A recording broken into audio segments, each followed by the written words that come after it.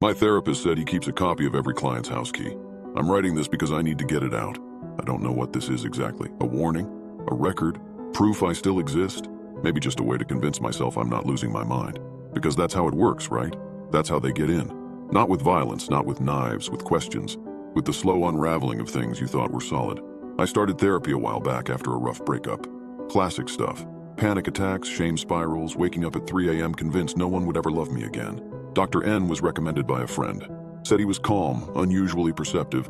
That turned out to be true. Too true. He looked the part. Mid-40s, soft voice, kind eyes, beard like a high school philosophy teacher.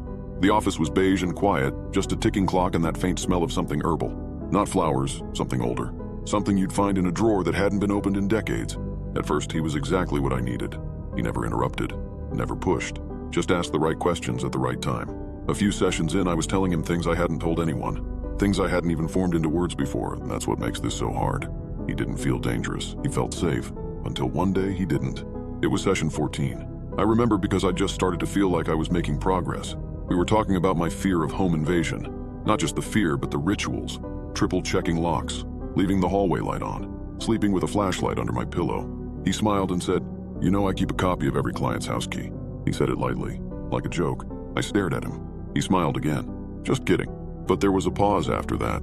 The kind of silence that doesn't land right, like he was watching to see how much I believed him. I laughed awkwardly, said something like, "Guess I better start locking the windows too." He didn't reply, just wrote something down for the first time ever in our sessions. I should have walked away then. Over the next few weeks, little things started happening at home. At first, I thought I was just being forgetful. I'd come home and my shampoo bottle would be in the wrong place. Not fallen, just rotated. The lid unscrewed a little.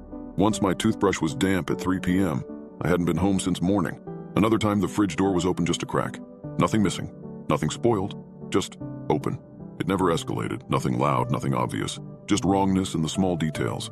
I started testing it, taped a single hair across the crack of my bedroom door, sprinkled talcum powder by the entryway, left a glass of water on the counter and measured the meniscus. I didn't tell anyone, not even Dr. N. I wanted to be sure. The hair would be gone, the powder scuffed, the water level, lower by millimeters. So I changed the locks.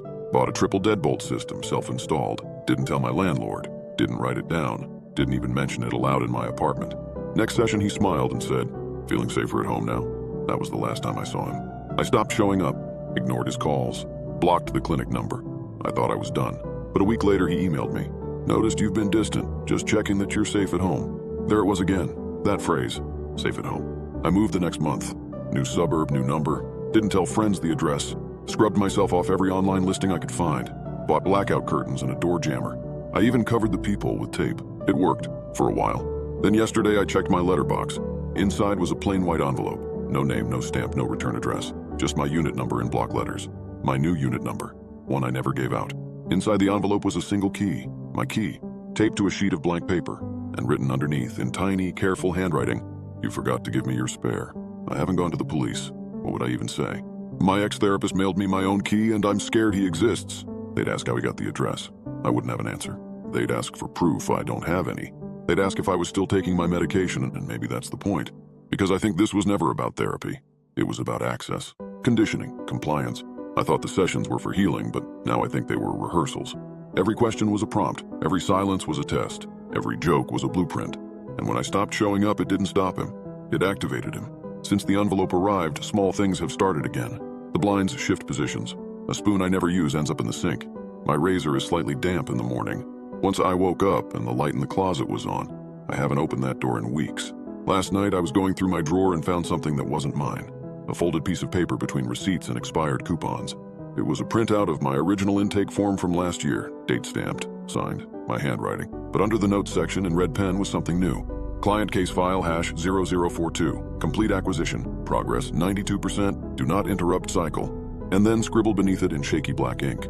My own handwriting, but wrong, like I'd written it in a dream. I consent. That's not how this ends, it's how it was meant to end. I thought I escaped him, but now I think the only reason I still exist is because he's not finished yet. And tonight, as I write this, I just heard something in the hallway. Not a creak, not a thump, a click. Deliberate, mechanical, a key, turning in the deadbolt.